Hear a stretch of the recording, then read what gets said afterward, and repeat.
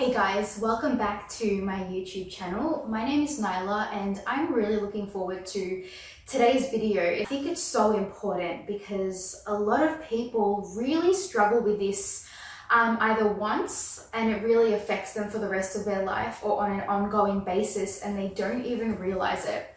And that is dealing with really oppressive employers or bosses. And the reason why this is so relevant to me in particular, for myself, and I'm sure it's really relevant for you, I'm happy and I'm excited, but employers and bosses who can't handle that will come along and try to dim your light and make you feel so inferior at times for being yourself. And what I find workplaces are like at times is that if you don't adhere to a very specific way of being, if you're not a particular even personality type, maybe you're really excited, maybe you're a high contributor, employers can get very intimidated by this. And so what I want to start off by telling you is that if you're dealing with an employer who is making you feel like crap, who is making you feel so low, I want you to understand firstly that they are completely projecting their pains and their inner suffering onto you.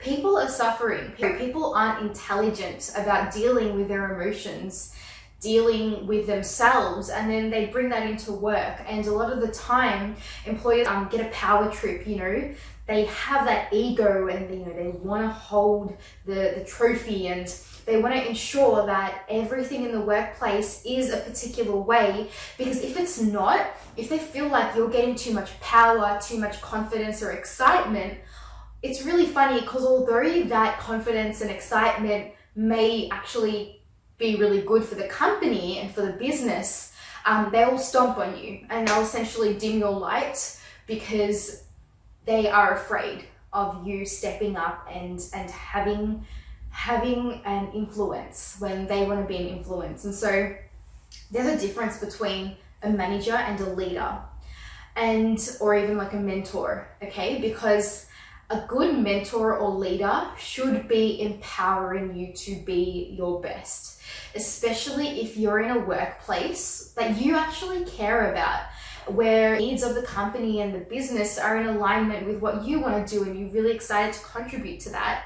A good leader is going to empower you further as an individual for who you are, for how you are in your natural way of being, and is also going to look at the other people in the workplace and be able to effectively collaborate them together in order to create a really triumphant and beautiful workplace. Okay, and if you're not currently feeling that right now, and if you feel like your needs aren't being met, and if you don't have a say, and if you feel anxious, if you feel like your power is being cut off, there's something wrong. And I want to go back to, I guess, a real life situation for me. This occurred in my last ever workplace, and it was I was already ready to leave work and start working for myself. Check out my Instagram over here to see more of what I do, and make sure you give me a follow so that we can connect on there. But basically, this was the final cut for me. And I was working in a gym, right? The owner, he was very, very territorial. Great that he's passionate about his business, but he was really, territorial, very angry, quite an angry, frustrated person. And this was reflected also in the external stakeholders, like different tradesmen and people that we need to collaborate with as a gym. And he'd just have a lot of anger and caveman fury, you could say. And so what happened is that he told me one day to clean the mirrors, right? I was like, okay, cool. And so I went into the cupboard and I found like this blue solution. It was Windex, but I used the wrong cloth. So I went into the gym during the day and I started spraying the mirrors and I was like wiping it down. And then all of a sudden, come later in the day, I finished all the wiping down of the mirrors. Later on in the day, he comes back to the workplace and then he goes into the gym and he goes into the mirrors and then he calls me out. He's like, what is this? Come with me, Nyla, come with me. And I was like, okay. I was so scared because he actually made me feel really scared and powerless. And so I went out with him. Get this, it's like peak time. It's like between 5 to 7 p.m. in the gym. The weight section is filled with people, as it is. And in front of everyone, he's like, what is this? What is this, Nyla? This isn't good enough. Okay, there is still stains on the mirror. And I was so mortified. I was so embarrassed. People were looking at me and he couldn't tell. And it gave me so much anxiety in that moment.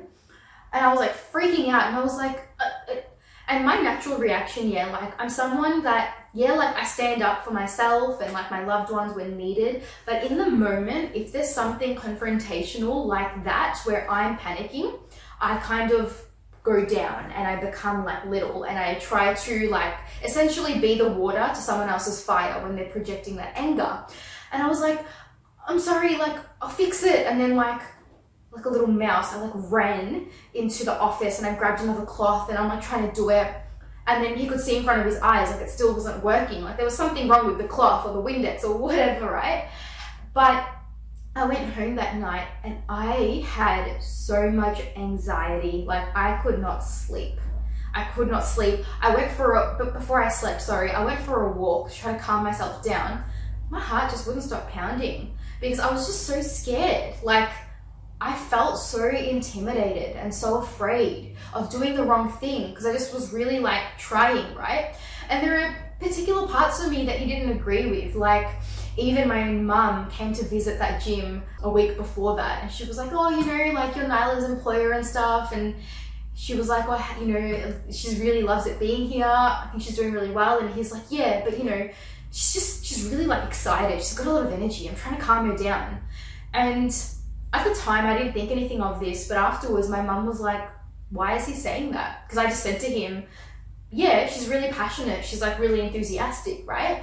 But he kept saying, oh yeah, you know, gotta calm her down. And this is what I mean, guys, is that I'm sure there are a variety of situations where you will be disempowered by someone who is intimidated by you and your beauty, but specific to a workplace, like what I went through that day, and not just that day, but over the course of my duration working at that gym, was anxiety. And if we don't take control of this, if you don't take proper control and measures to look at the situation and be like, okay, something's wrong here, if you don't understand how important and valuable you are, that you need to not be treated like this, this can actually cause trauma. This can prevent you from moving forward and give you some serious anxiety. So I really want you to ask yourself, you know, are you in a particular situation like this? Is this going on for you right now? And is it affecting you? It probably is, and you don't even realize it. And the sad thing is that when you allow yourself to stay in these anxiety-ridden situations or where someone's trying to cut off your power, like it changes you as a person. Soon you don't know how to start creating the life that you want because you're always afraid of something. You feel like you're not worth it, like it's not possible. You know, you stop speaking up for yourself and who you are. The last thing I would want is someone so beautiful like yourself with an honest heart to get hurt and to allow themselves to be walked over again and again. And it's one thing to be a nice person and to be trusting, and there's another thing to just assume the best of humans to an irrational extent where they walk over you. I really don't want that for you. And luckily for myself, I've always been, quite headstrong, but at the same time, I found myself personally in situations in life where I've accidentally very quickly given my power away to the wrong person. And then I've like kind of looked back and I've been like, whoa, like how did I get here? And suddenly my conscience decided to kick in when it decided that, you know, now's the time to learn my lesson. And I look back and I'm like, how did I allow myself to stay in those situations where someone was dimming my light, where someone was taking away my power? So please understand, guys, like you're so important, and your words and you speaking up for yourself, standing up for who you are, is so important. Please don't be afraid of the consequences or what can happen, because the consequence right now to yourself of not speaking up, of staying hidden, of being afraid, that is way more grave than anything. than the fear of what can go wrong. And the fear of, the what if, what if this happens, what if this happens, it really prevents us from moving forward. It really holds us back. I really want to speak about this today, guys, because it's such a prevalent issue that I don't feel is talked about enough.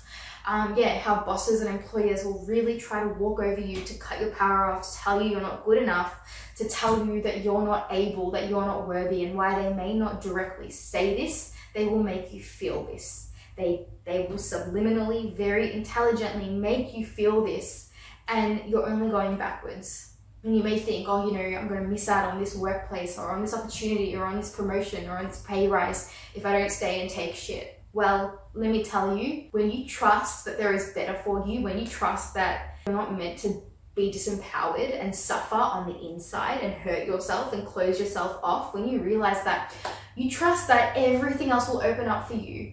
I promise a better workplace, a better situation will open up for you. Because when you can start loving yourself and respecting yourself, only then can you attract experiences that make you feel loved and respected, right? Like, in the end, our energy speaks greater than anything in the universe. Like, your frequency will be matched with physical reality. So no matter what, that promotion or whatever you're waiting for isn't going to feel good if you're not feeling good. It isn't going to satisfy you if you're not satisfied, if you're not stepping in to your most powerful, highest self, okay?